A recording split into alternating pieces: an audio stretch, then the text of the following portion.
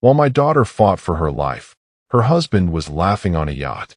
Lily lay in room 212 at St. Vincent Medical Center. Tubes ran from her arms, and a machine breathed for her. Her wedding ring caught the light as the monitor beside her beeped slowly. I, Mark Ellis, sat in the corner, helpless. On my phone screen was a photo of her husband, Dr. Ryan Carter, smiling on a boat with another woman. They held glasses of champagne, the ocean behind them. The timestamp was 3:47 p.m., 30 minutes after Lily's surgery began. The woman had written Sundays are for fresh starts. The door opened quietly. Nurse Angela Ruiz, her hair pulled back tight, stepped in. She glanced around, then handed me a folded piece of paper. "You didn't get this from me," she whispered. I unfolded it. At the top was Lily's name. At the bottom, Ryan's signature, too neat, too careful. It was a do not resuscitate order. My chest went cold. "When was this filed?" "Yesterday," Angela said. "Only his signature. No second doctor. That's not allowed." "And it was sent from his hospital login." "He was on that yacht yesterday," I said. Angela nodded. "Sir, he's also been calling the insurance company. A $2 million policy. Keeps asking how fast death claims are processed." I looked at Lily's face. Her pulse beeped faster, like she could hear us. I held her hand. "She's alive," I whispered. "They're going to lock your visitor pass," Angela said.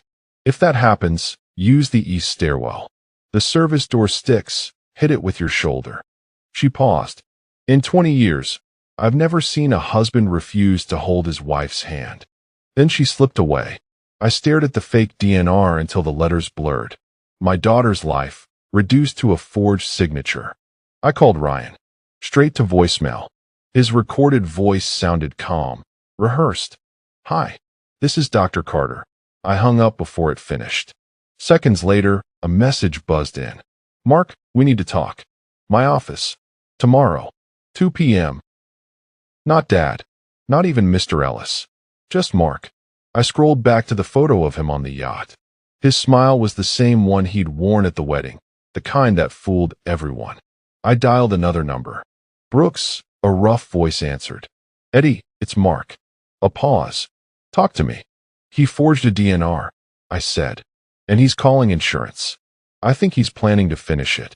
"I'm on my way," he said. Eddie showed up an hour later. Same thick build as always. Same quiet way of looking at everything before speaking. "She's strong," he said after one glance at Lily. I handed him the DNR copy. He studied the signature and whistled softly. "That's not his handwriting. It's forged. He filed it while partying on a boat," I said. The nurse caught it. Eddie opened his laptop. "We'll check his records. Money, hospital access, phone logs. If he touched her account, I'll find it." At 2 in the morning, the hallway was empty. The lights buzzed softly. I sat beside Lily and read to her from the newspaper, pretending she could hear. Her pulse steadied. Then I saw his reflection in the glass. Ryan, white coat, hair still perfect. He slipped inside, closing the door quietly. "You shouldn't be here," he said. "I'm her father," I said. He stepped closer to the foreline. "We have to think about comfort," he said. "Peace. What's in your hand?" I asked. "Routine sedative." "Where's the label?" He smiled. "You don't understand medical work. Try me." He pulled out a syringe. Clear liquid. No sticker.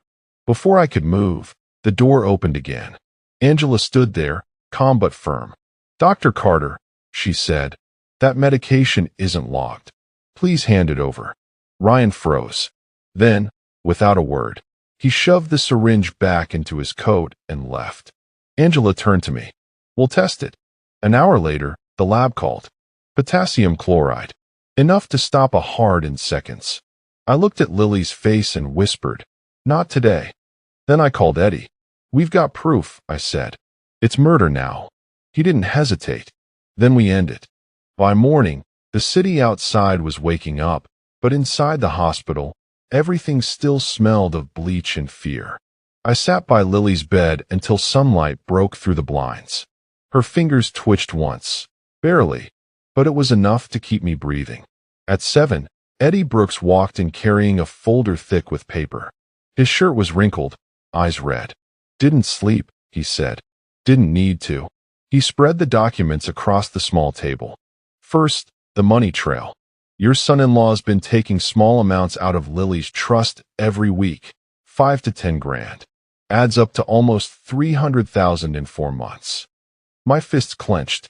What's he doing with it? Mostly luxury purchases. Jewelry, restaurants, designer stuff. There's also a $47,000 yacht rental, paid through a company under a woman's name, Chloe Nash. Red hair, marketing job. That's the woman in those photos. Where's she now? Vanished, Eddie said. Last card swipe was at LAX. One-way ticket to Vancouver. I rubbed my face. He's buying her a new life with my daughter's money. That's not all. Eddie pointed at a printout of a computer log. Hospital records show his ID was used to access Lily's account while he was in surgery. It's either him or someone using his credentials. Either way, it's a crime. What about the DNR? Eddie nodded. Uploaded from a workstation in the cardiology wing. He wasn't scheduled there. He's using hospital terminals to forge documents. Maybe even getting help. Give me proof, I said. I already sent everything to District Attorney Susan Carver. She's reviewing it now. At 9, Susan called. Mark, this is strong. Forgery, fraud, attempted murder, it's all here. I can file for emergency orders today. What kind of orders? I asked. Freezing assets and temporary custody of your grandson. That child's not safe in his care. I looked at Lily's pale face. Do it. Also, she continued, the hospital board has to act. Tell your nurse friend to submit her report officially. We'll back her. She'll do it, I said. By noon, the hospital's chief of staff, Dr. Hammond, called a meeting. Ryan was nowhere to be seen. Angela, standing straighter than I'd ever seen, gave her statement. The unlogged syringe, the forged form, the insurance calls. Her voice didn't shake once. When she finished, Hammond nodded grimly. Dr. Carter's privileges are suspended until this is investigated. Effective immediately, I stepped out of the meeting to call Eddie. Before I could speak, he said, Garage. Level 3. He's here. The parking garage smelled of rain and motor oil. Ryan stood by his silver BMW, medical bag at his feet.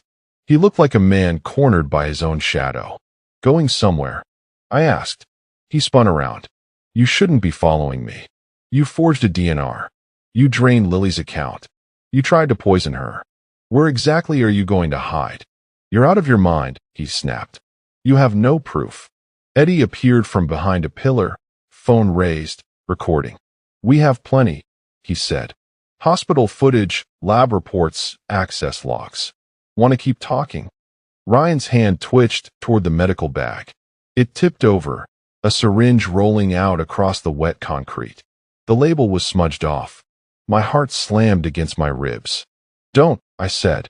He froze, eyes darting between me and Eddie. Sirens wailed from the entrance ramp. Blue lights flashed. Ryan's voice broke, a thin whisper. You ruined everything. No, I said. You did that the day you decided my daughter was worth more dead than alive.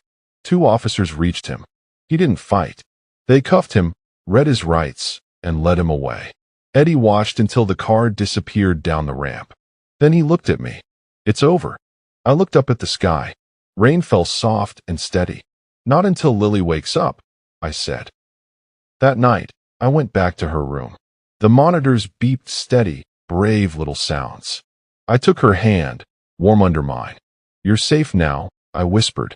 He can't touch you again. Her heart rate jumped slightly, like she could hear me. I smiled for the first time in days. 2 days later, Ryan's face filled every local news channel. Prominent surgeon arrested for attempted murder and insurance fraud. I watched from Lily's room, the sound low, her machine still whispering beside us. The reporters said the same things we already knew: stolen money, forged documents, the syringe. But hearing it on television made it real in a new way. The hospital issued a statement promising full cooperation with authorities. Ryan's photo flashed again, his confident smile now a symbol of betrayal. Angela came in carrying fresh linens. "It's everywhere," she said quietly. "The nurses can't stop talking about it." "Good," I said. "Let them talk." She changed Lily's blanket with careful hands. "You did right, Mr. Ellis. Most families never see justice." I nodded, though I didn't feel victorious. "I just want her to open her eyes." Angela looked at me, and for once she smiled. "Keep talking to her. They say they can hear more than we think." At noon, District Attorney Susan Carver called. "We have enough evidence to move quickly," she said. "He'll be charged with attempted murder, theft, and multiple counts of fraud." "What about the nurse?" I asked. "She risked everything." "She's protected," Susan said. Her statement was key. "And the woman on the yacht?" "Chloe Nash was found in Vancouver." "She's talking." The trial started 4 months later. The courtroom smelled like paper and coffee, the air thick with cameras and whispers. I sat in the front row behind the prosecution, my hands clasped tight. Ryan sat at the defense table in a dark suit, thinner now, pale. The calm mask he used to wear was gone. He looked like someone who finally realized the world wasn't fooled anymore. The DA started simple. "This is a story about greed," she told the jury. "About a man who tried to trade a woman's life for money." Angela was the first witness. She told her story exactly as it happened. Her voice didn't shake once. When she described Ryan walking in with the syringe, some jurors leaned forward. Next came Eddie. He showed the computer logs, the bank records, the timestamps. "He was in surgery when money moved from his wife's account," Eddie said. "That means he gave someone his access, or forged it later." Then they played the hospital video. Ryan walking into Lily's room at 2:04 a.m., checking over his shoulder, pulling out the syringe. You could hear the quiet gasp ripple through the courtroom. When the lab technician took the stand, she held up the sealed evidence bag. "Potassium chloride," she said. "Lethal in the dose found." Ryan's lawyer tried to argue stress, grief, a tragic misunderstanding. But the evidence stacked up like bricks. And when the prosecution called Chloe Nash, it was over. She walked in wearing a simple black dress, eyes on the floor. "He told me she wouldn't survive," she said softly. "That it was merciful. He promised we'd start over with the insurance money." No one breathed for a long time after that. The jury was out less than 2 hours. Guilty on all counts. Ryan didn't look at me as the verdict was read.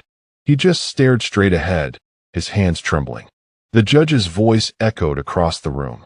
25 years to life, with no possibility of parole. When they let him out, his head was bowed. I didn't feel anger anymore, just an empty kind of relief. Susan turned to me. "You did good, Mark." "I just wanted her safe," I said. "She is," she replied. That night, I sat beside Lily's bed, reading the newspaper out loud, an old habit. Dr. Carter sentenced to life in prison. I read. Justice served. Then I heard it. A faint sound, soft but real. Her fingers moved. Her eyes fluttered. "Lily," I whispered, leaning close. Her lips parted. "Dad." I froze. "I'm here," I said. "You're safe." She blinked, confused, voice weak. "Where's Ryan?" "He's gone," I said simply. "He can't hurt you anymore." Tears rolled down my face before I could stop them. She reached for my hand. "You kept your promise," she whispered. "I told you," I said. "That's what fathers do." Her monitor beeped steady and strong. For the first time in months, the sound didn't feel like a warning. It felt like life coming back. Rehab was slow, but Lily met it head on. She learned to sit without help, then to stand, then to take 5 careful steps. I counted each one like a prayer. Some days she cried from the pain. Other days she laughed because the hallway felt like a track and she wanted to keep going. Eli drew stars on a poster that read "Go MOM." Angela taped it to the wall across from the therapy room so Lily could see it every time she turned. After 6 weeks, the hospital let her come home. We didn't have a parade. We had soup, soft music, and a short walk from the car to the porch with me on one side and Eli on the other. Inside, the house smelled like lemon oil and fresh sheets. Lily paused in the hallway where the family photos hung. Her wedding picture was still there. She looked at it for a long second, then turned to me. "Leave it," she said. "I don't need to erase the past. I just need to outlive it." She slept for 12 hours that first night. I sat in the living room with the lamp on low, listening to the quiet. For months, I had slept to the sound of machines. The silence felt almost loud. Around midnight, I went to her door and cracked it. She was breathing slow and even. Eli was curled at the foot of the bed like a cat. I closed the door and finally slept, too. Back home, she went back to walking. Block by block, day by day. She cooked again, first eggs, then stews. She read bedtime stories to Eli, even when her voice got tired. When she felt strong enough, she returned to work part-time at a clinic across town, reviewing patient files from a desk by a sunny window. She brought home sticky notes that said remember water and take breaks. She stuck them to the fridge and actually followed them. On a Sunday afternoon, we drove to the river where I used to take her fishing. We stood on the bank and watched the current. It moved the same way it always had, steady, patient, sure of where it was going. "I got an apology letter," she said finally, "from his lawyer. Do you want to answer it?" I asked. "No," she said. "I want to live." We skipped stones then. Hers went the farthest. People from the hospital stopped by now and then. Hammond brought flowers. Angela came with cookies and a quick check of Lily's pulse. Old habits refusing to retire. Eddie showed up with coffee and stories and a toolbox he never used. One evening, he leaned on the porch rail and looked out at the street. "You ever miss the job?" he asked me. "Sometimes," I said, "but I used to chase trouble. Now I guard peace. That feels better." He nodded. "You did good, Mark." "We did," I said. Summer came. Lily organized a small fundraiser for trauma survivors in the hospital garden. Paper lanterns hung from the trees. A string quartet played softly. She spoke for 5 minutes, no more. "I stand here because people refused to quit on me," she said. "Because truth mattered. Because love kept showing up. You don't have to forget to heal. You just have to remember differently." The room, if a garden can be a room, went quiet. Then it filled with warm applause. Afterward, a young nurse stopped her near the gate. "I almost missed the signs with a patient last month," she said. "Your story helped me look again. It made a difference." Lily thanked her, then walked back to us with tears in her eyes. "If all of this saved one person," she whispered, "it wasn't wasted." In late August, the pendant from the old ring was ready. A simple gold circle on a thin chain. Lily held it up to the light, then fastened it around her neck. "Not a reminder of him," she said. "A reminder that the circle closed, and I'm still here." We took a weekend trip to the beach. It was cool enough that the sand didn't burn our feet. Eli ran ahead, yelling that the waves were racing him and he was winning. We built a sand castle with 4 towers and a moat so deep the water took its time filling it. When the tide finally reached us, it slid in and erased everything we had made. We laughed anyway and started a smaller castle farther up the shore. "Nothing lasts," Lily said, brushing sand from her hands. "But we get to build again." On the drive home, Eli fell asleep in the back seat holding a shell. Lily leaned her head against the window and watched the water fade to sky and then to land and then to the low lights of the city. "I used to hear the machine when I closed my eyes," she said. "The hiss and the beep. Now I hear him laughing on that boat. And then I hear your voice. Your voice is louder." "It always will be," I said. Fall brought school pictures and a new backpack. Lily's steps grew steady. She jogged beside Eli for the first time around the block, slow but real. Neighbors waved. The old fear that had lived in my chest like a tenant began to move out. On a cold morning in October, we sat on the back steps with our coffee while the sun pulled itself over the fence. The maple out front had gone to flame. Eli was inside, drawing a rocket ship. "Do you ever think about the first night?" she asked. "The boat, the paper, the syringe." "Every day," I said. "Does it make you angry?" "No," I said. "It makes me grateful. We found the truth in time." She nodded and looked down at the gold circle resting against her collarbone. "I don't hate him," she said. "I don't forgive him either. I just don't carry him. That's freedom, I said. We finished our coffee and went inside. Eli held up his drawing. 3 stick figures under a tall rocket aimed at a yellow moon. That's us, he said. We're going somewhere. We are, Lily said, and kissed the top of his head. That night, after the dishes were done and the house had gone quiet, I stood in the doorway of Lily's room. She was reading with a small lamp on, the pendant catching the light every time she turned a page. Eli slept down the hall, his door open the way he liked it. For most of my life, I thought justice lived in courtrooms. I still respect those rooms. But the truest justice I've seen looks like this: a daughter breathing in her own bed, a child sleeping safe, a house that holds laughter again. It looks like ordinary days earned the hard way. I turned off the hallway light and spoke into the kind of silence you only get after a storm. You're safe, Lily, I said. You're home. And for once, the words felt not like a promise, but like the simple truth. Please like, subscribe, and turn on the notification. Do tell us where you are watching from. We will like to know.